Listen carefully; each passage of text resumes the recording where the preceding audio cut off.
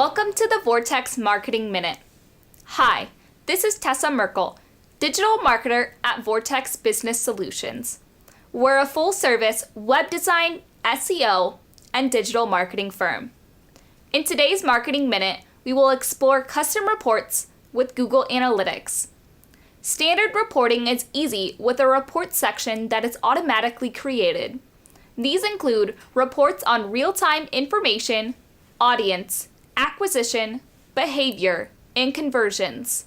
A tool that takes it further is custom reports, which allows you to put together the metrics and dimensions that best suit your needs.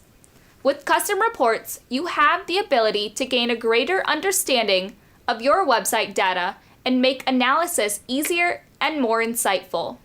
An example of a useful custom report is metrics by day of week and time of day that gives you insights on traffic trends.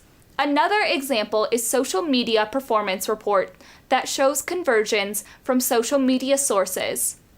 Tune in next time when we will discuss the acquisition and behavior of your site visitors.